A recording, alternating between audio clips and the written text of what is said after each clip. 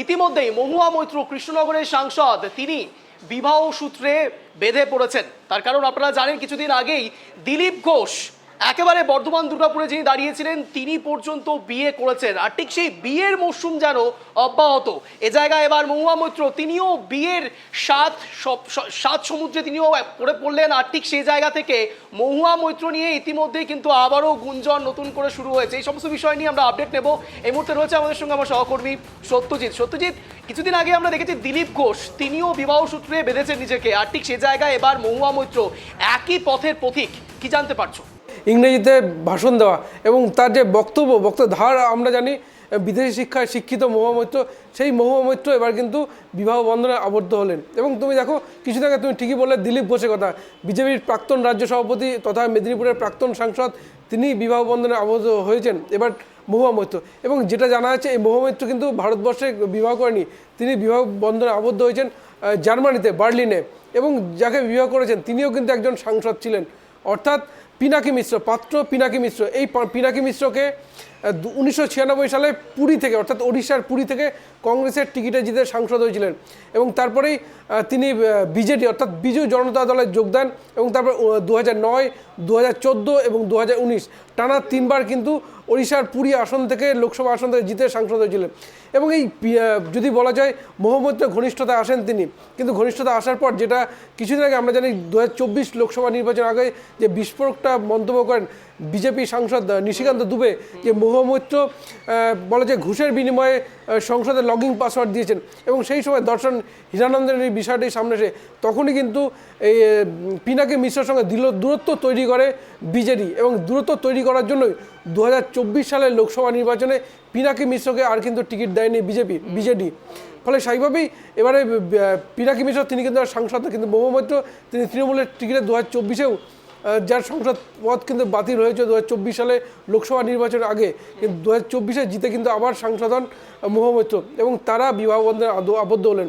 যদি দুজনের ব্যক্তিগত জীবনের কথা বলা হয়, মহুয়া মৈত্র তারও কিন্তু এটা দ্বিতীয় বিয়ে, এবং পিনাকি মিশ্র তিনিও কিন্তু দ্বিতীয়বার বিবাহ বন্ধনে আবদ্ধ হলেন, অর্থাৎ দুজনেই কিন্তু দ্বিতীয়বার বিবাহ বন্ধন। কিন্তু এটা অত্যন্ত গুরুত্বপূর্ণ, তা হচ্ছে এই যে পিনাকি মিশ্রর কথা বললাম, যিনি একসময় কংগ্রেসের রাজনীতি করেছেন, বিজেডিতে ছিলেন। মহুয়া মৈত্র তিনি রাহুল গান্ধীর ডাকে তিনি কিন্তু ভারতবর্ষে, অর্থাৎ বিদেশি কর্পোরেটের চাকরি ছেড়ে তিনি ভারতে আসেন। অর্থাৎ রাহুল গান্ধী যখন ইউপিএ সরকার 2 ছিল, সেই সময় টিম রাহুল গান্ধী বলে কিন্তু একটা সারা একটা কিন্তু জোয়ার তৈরি হয়েছিল। এবং সেখানে কিন্তু এই মহুয়া মৈত্র বলা যায় বিদেশি চাকরি ছেড়ে দেশে আসেন, প্রথমে কংগ্রেসে যোগদান, এবং তারপর 2010 সালে তৃণমূলে যোগদান, এবং 2011 বিধানসভা নির্বাচনে করিমপুর থেকে জিতে বিধায়ক হন। এবং তারপরে আমরা দেখেছি 2014 এবং 2019 এবং 2024 এই দুবার কিন্তু এই কৃষ্ণনগর লোকসভা আসন থেকে জিতে কিন্তু সাংসদ হয়েছেন। এবং বলা যেতে পারে এই মহুয়া মৈত্র সবসময় বিতর্কে থাকেন এবং সংসদে ভাষণ দিতে ভালোবাসেন, ইংরেজিতে ভাষণ দেন, এবং যাকে তর্ক বা চর্চা সবসময় কিন্তু লেগে রয়েছে। এবং অবশ্যই সেই মহুয়া মৈত্র কিন্তু বিবাহ বন্ধনে আবদ্ধ হলেন। একেবারে তাই সত্যজিৎ, আরও একটা বিষয় এখানে অত্যন্ত গুরুত্বপূর্ণ, তা হলো একেবারে বঙ্গের মাটি ছেড়ে, একেবারে দেশের মাটি ছেড়ে সুদূরবর্তী জার্মানিতে গিয়ে তিনি বিয়ে করলেন। এবং রাজনীতি এবং ব্যক্তিগত এই দুটো বিষয়কে একসঙ্গে কোনো এক জায়গায় সংযোগ স্থাপন করতে চাইলেন কি মহুয়া মৈত্র?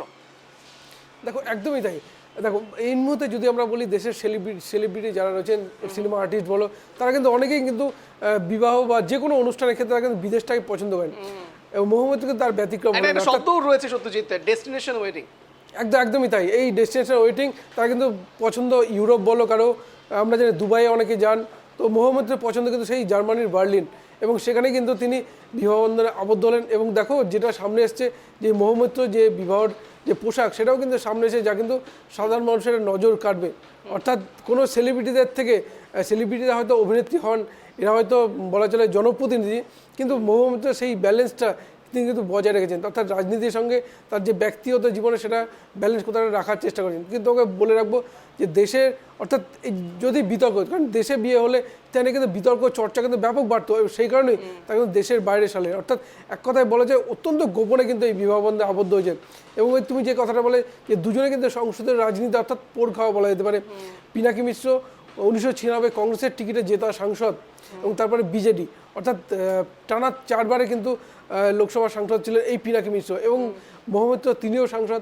সুতরাং তাদের এই বিবাহবন্ধন যুদ্ধে এসে হতো, হয়তো রাজনীতির একটা পারদ তৈরি হতো, আর সেই কারণে তারা বেছে নিলে সেই বিদেশে অর্থাৎ বার্লিনে। একেবারে সত্যজিৎ, দেখো আমরা রাজনৈতিক কর্মীরা কি করবে বা না করবে, ব্যক্তিগত স্তরে তারা কি করবে, একজন আমরা দায়িত্বশীল সংবাদ মাধ্যমের কর্মী হিসেবে কারো ব্যক্তিগত জীবনে ঝাঁক করতে পারি না, কিন্তু প্রশ্ন যখন সরাসরি রাজনীতি এবং ব্যক্তিগত জীবন এই দুইয়ের যখন সম্মেলন ঘটছে, তখন ঠিক সে জায়গায় সত্যি কি আর গোপন থাকছে সত্যজিৎ? ঠিক যেমনটা দিলীপ ঘোষের ক্ষেত্রেও আমরা দেখেছিলাম, দিলীপ ঘোষও গোপনেই অনেক কিছু করতে চেয়েছিলেন, কিন্তু সেই গোপনীয়তা কোনো এক জায়গায় যেন সবার সম্মুখ সমরে চলে এসেছিল। একই ঘটনা মহুয়া মৈত্রের সঙ্গে। একদমই তাই। দেখো, এই সমস্ত জিনিস কোনো কিছু চেপে রাখা যায় না, যে কোনো দুর্নীতি হোক সেটাও তো প্রকাশ্যে আসে। আর ব্যক্তিগত জীবনের কথা তুমি যেটা বললে, যে দেখো প্রত্যেকেরই আমাদের দেশে স্বাধীনতা রয়েছে, বাক স্বাধীনতা রয়েছে, সমস্ত রকম স্বাধীনতা রয়েছে। মোহাম্মদ তার ব্যতিক্রম নন, সুতরাং কিন্তু তিনি যে একজন রাজনীতিবিদ, আর সেই কারণে এখনও কিন্তু সেভাবে কিন্তু প্রকাশ্যে আসেনি। এসেছিল কিন্তু এই দর্শন হীরানন্দানির যে বিষয়টি, অর্থাৎ তার যে ঘুষকাণ্ড, তখনই কিন্তু কিছুটা সামনে এসেছিল। আর বিজেডি এই বুঝতে পেরে কিন্তু 2024-এর লোকসভা নির্বাচনে আর এই পিনাকি মিশ্রকে টিকিট দেয়নি। অর্থাৎ রাজনীতি যারা সংসদের রাজনীতি ক্ষেত্রে হয়তো এই বিষয়টি চর্চায় ছিল, আমাদের মতো সাধারণ মানুষের কাছে হয়তো এই বিষয়টি সামনে আসেনি। এগুলো কিন্তু একদম পরিণয় পাওয়ার পর, অর্থাৎ বিয়ের পরেই কিন্তু বিষয়টি সামনে এসেছিল।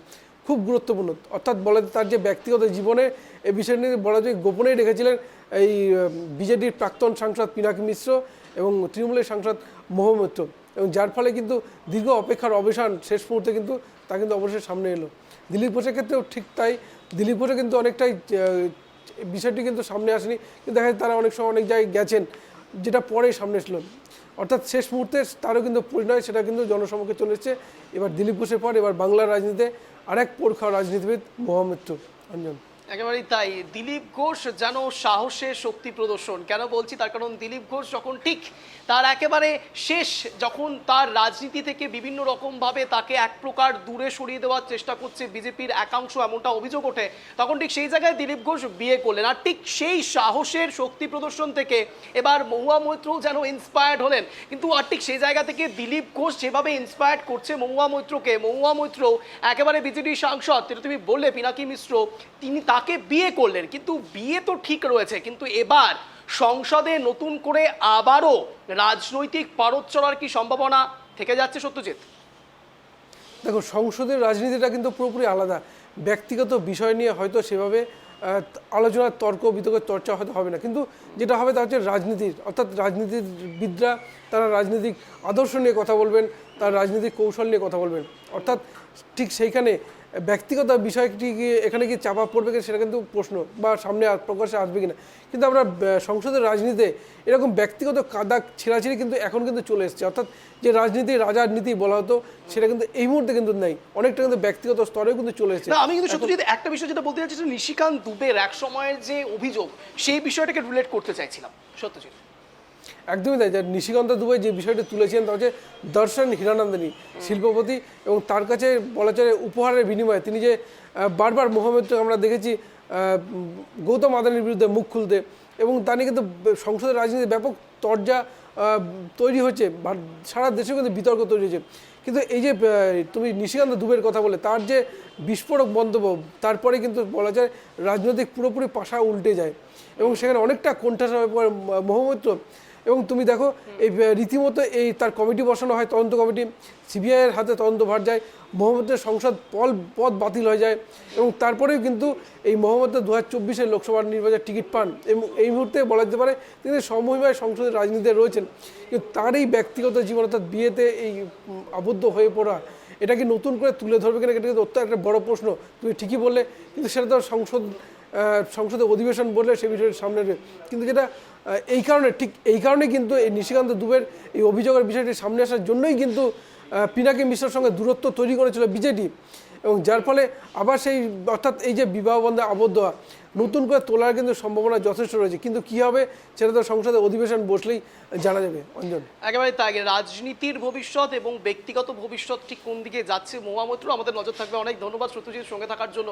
এবার যে বিষয়ের দিকে আমাদের নজর, সে নজর সত্যি কি আর কাটানো সম্ভব? তার কারণ মহুয়া মৈত্র ইতিমধ্যে বিবাহ বন্ধনে আবদ্ধ হয়েছে।